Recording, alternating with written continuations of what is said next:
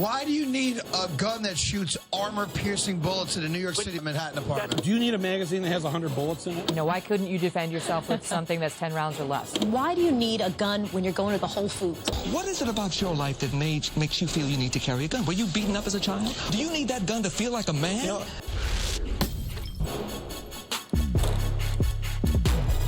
do you know why you're here? No, but I'm pretty sure I'm not gonna like the reason why. Whoa! It says here that you bought an assault rifle with a 30-round clip. AR-15. Why do you need an assault weapon? It's called an AR-15, not an assault rifle. Does not the AR in AR-15 stand for assault rifle? No, actually, it stands for Armalite.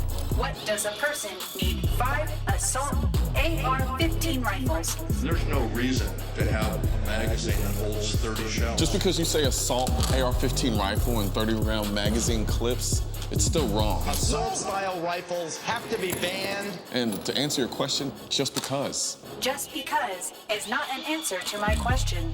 I don't need it. I don't have to need it. I have the constitutional right to own it. But you only have 2 hands. Why 5 rifles? I only have 2 feet, but I have multiple pairs of shoes. Shoes don't kill people. What do you need 30 rounds for unless you want to kill a multiple number of people? You bought an assault rifle, so tell me, who are you planning on killing? I don't know. Maybe the person that's trying to kill me or my family. Do you need a gun like this to be able to protect yourself? You're not asking my mom if she's planning on killing one. She has an 8-piece knife set. Hello? That's not illegal. It's not illegal. I don't need a reason to own an AR-15 any more than I need a reason to own multiple cars. Oh, you're not talking anymore, huh? Yeah, cars kill 32,000 people a year. But guess which one of these items are not constitutionally protected?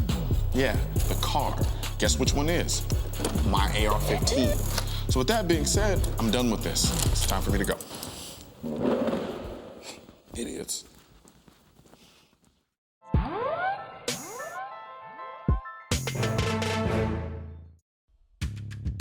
Being a gun owner in 2015 is like being taken to the stand for a crime you didn't commit every single day. You're forced to justify your possessions, your behavior, your training, everything. For far too long, we've allowed people who are ignorant about firearms to control the narrative about them. Rhetoric based in ignorance, not experience, filtered down from the cultural influencers in the mass media, Hollywood, and politics, and infiltrated the minds of regular, honest, law-abiding, non-gun-owning people. So even though our coworkers, neighbors, friends, and families think they're honestly pursuing a solution to gun violence by putting gun owners like you and me on trial, what they're really doing is giving us even more reason to want to hide our identity. But there's a catch-22. Because the reason this interrogation atmosphere owns the gun debate in the first place is because we weren't vocal enough to begin with. I made a decision years ago to fight back, to be open and vocal about my lifestyle. I'm free to own guns, and not only do I think that freedom is critical to my safety, I also happen to enjoy the hell out of them. My friend Ja-Mes is a classic example of an anti-gun interrogator. She means well, really. She wants the same thing I want, far less gun violence. But since her firearm knowledge is incredibly limited, she patterns her points after what she hears on TV, just like millions of other well-meaning but horribly off-base people. What are you trying to protect yourself from? Why can't you just have a handgun? Why do you need to own the big machine, like all those rifles? Is that the most effective gun? How often are you getting attacked by people with rifles? If you limit the access to those type of weapons, then you don't need to protect yourself from that type of weapon. When you get into this arms race, it's where's the end? Where's the line gonna be drawn? I don't think that our society is any safer by you having all these guns. Why are you stop falling guns? How are you gonna shoot all 5 of these guns at one time? Sorry, Ja-Mes. I just had to get that out of my system. Let me give you a little more credit. I guess what gives me the most pause is the fact that people really feel the need to walk around with massive guns, like AR-15s. Basically, to me, no one, unless you're military or a police officer, needs to have that type of rifle. The widespread ownership of weapons is giving rise to criminals having access to weapons of that type of power. But you're okay with handguns? Which warrants, yeah. Okay, but hold on. You do realize that there's an overwhelming percentage of deaths that happen as a result of guns are with handguns. Okay. So then why do you not have a problem with handguns, but then somehow have a problem with AR-15s and rifles. What are you trying to protect yourself from? Osama bin Laden is not coming into your house with AK-47s. Like, you don't need to have that much machinery to protect yourself in your home. For every gun that you put into the hands of a responsible, law-abiding citizen, you have to consider the fact that that gun might end up in the hands of someone less responsible. Let me tell you something. We should be required to demonstrate some type of need to own a firearm based on what exactly? Based on the fact that it is a dangerous weapon. Just like everyone can have a car. Driving them is problematic. Not everyone is able to do it. So do you have a problem with somebody owning multiple cars? It's so hard for people who don't own guns, haven't used them, and aren't comfortable with how they work, to be comfortable with the idea that whether I, a good law-abiding person like them, own no guns, 1 gun, or 5,000 guns, I am no more likely to commit a crime than they are. 7 years ago, when I went and bought my first gun, I didn't change. I didn't become more violent or more prone to violence, and I definitely didn't become more accepting of criminal gun violence. The truth is, I hate it even more now, because I see how the anti-gunners use tragedy to manipulate the masses into thinking that I'm the problem. I do believe some of it is just born out of ignorance. People wanting to kind of do the right thing, wanting to react to whatever has happened to force this conversation for them to do something. Yeah. But I do believe that within those institutions, there are some people who have their own agenda. And absolutely. That's politics. Yeah, exactly. But I feel like they utilize their influence to influence people who don't know that much. You know, I've met countless people who I've talked to who are, they shriek at the thought of gun ownership. But not because they just hate guns. They just don't understand it. They haven't lived with it. I was that guy. Ignorance. Yeah, exactly. The government's proven many times that them, putting policies of controlling people's behavior never works. And I think the reason why we have a successful country here is because, initially the opposite of that happened, right? Where instead of restricting people, we actually established freedom and limited the restriction. I don't have to give you a reason why I have multiple guns. In this case, you do. I don't have, no, I don't. The Constitution doesn't say you own mad guns. No, the Constitution does not say. No, it's funny. It has the right to protect no, you know what it itself. didn't do? Is it didn't specify. It didn't specify. So at this it said point, the right to bear so then arms. At this point, so at this we have point, the right you need to understand that me as a citizen of this country and you as a citizen of this country, yes. I don't need to tell you why I need the guns. Yes, like the same way you don't need to tell me why you have multiple shoes. That's the way this country works. It takes a particular person to, one, for all the purposes, to live out of a van and to drive around like a nomad, and then to pick people up on the road. Honestly, things that I don't think I could honestly do. But what drives you? Well, man, honestly, number one is freedom. Freedom. Now, what that means for me is being able to choose in the moment whatever I want. I used to be against guns. Now I'm not against guns. What exactly brought you to that point? I realized that if I'm gonna tell someone that they shouldn't own a gun, that means that I'm actually, I would be willing for someone else to tell me what I should or shouldn't do, right? And that doesn't work for me. What ends up happening is you get people who start thinking, in order to maintain my freedom, I need to restrict yours. There are a myriad of reasons why people own guns. There's protection, there's hunting, there's recreation, there's collections, right? At the end of the day, you as an individual have the freedom to say everything you want to me. What you don't have is the ability to dictate what I get to do with my freedom.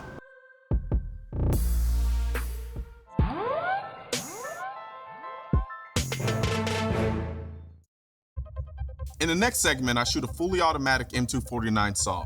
In the interest of education, I want to clear up a few misperceptions about full auto firearms. First off, although state laws vary, they are legal under federal law. Any law-abiding citizen is free to fill out the paperwork, undergo an extensive background check, pay the one-time $200 tax, and empty their bank account trying to afford one. Full auto guns made after May 19, 1986 are only available to dealers, manufacturers, military, and police. What that means for you and me is they're not making any new ones for us. So the guns that are out there now are often easily worth tens of thousands of dollars. In other words, anyone who thinks fully auto guns have anything to do with street-level crime has absolutely no idea what they're talking about. I haven't made the plunge into ownership yet, but in Texas, I can shoot all the machine guns I want as long as I'm in the presence of their owner, which is exactly the case in this next segment. Enjoy.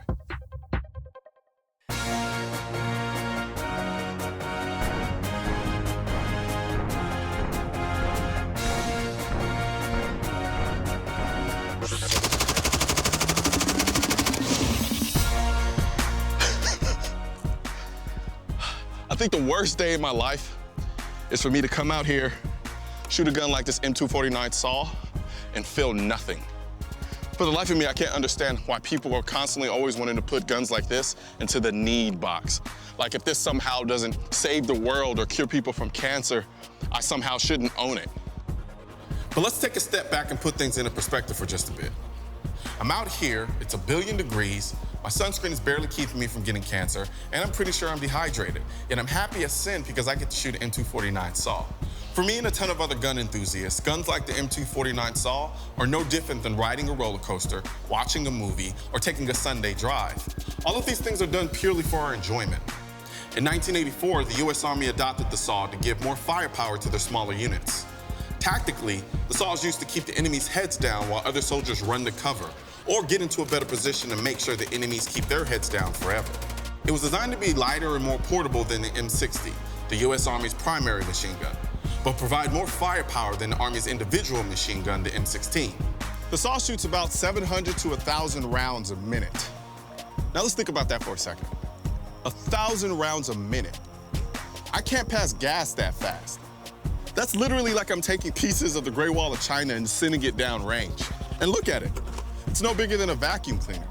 There's no doubt the M249 has the, oh, look, it's a gun that shoots really, really fast coolness, and the Rambo 7.62 piece and chain M60 wielding looks to go with it.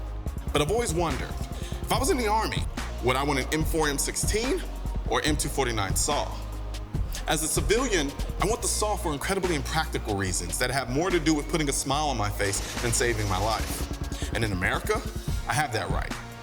That is, of course, after the proper paperwork, paying the unbelievably arbitrary tax, and forking over 40 grand. The M249 is seen as a light machine gun that lays down a lot of firepower, is fairly portable and accurate. So I decided to put the M249 SAW to the test to find out if it's a gun I'd want to live with in a battle.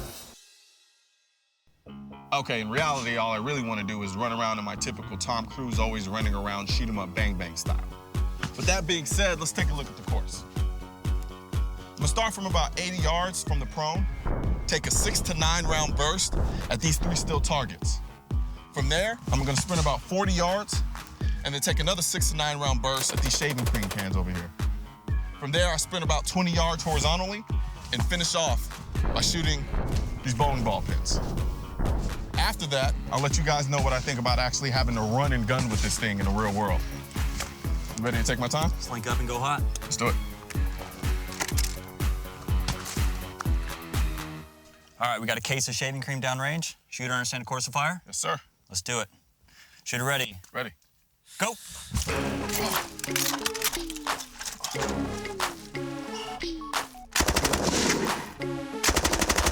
Nice. All hits. Let's go.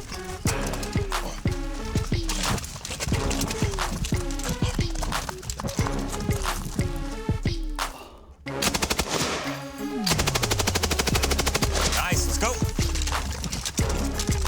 Down and prone.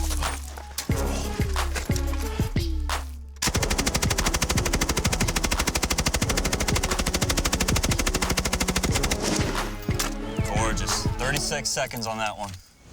So now that you fired this thing, would you take this or an AR into battle? I'm not gonna lie to you. Once you get going and you get up, like when you're out here, you're kind of plinking around. You have all the time in the world to worry about how heavy it is, how it feels. I'm getting tired. Once you were like, go, and I had to run, do what I need to do, and kind of adrenaline started pumping, I didn't even notice it. Once the adrenaline kicks in and you realize that you are the guy to save your buddy's life overseas and someone's shooting at you, this is the weapon system you want. Absolutely. I'm not gonna lie to you. Sure, as I'm walking around and nothing's going on, will I get tired of it? Will it get heavy? Will it get annoying? Yes. But as soon as that on switch gets cut on, I don't care. And overseas, that on switch is incoming fire. Exactly. Yeah. So if that's what I have to deal with in order to get to what I just felt going out running that course, every day. Awesome. I'll take this all any day. All day, every day. Yes, sir.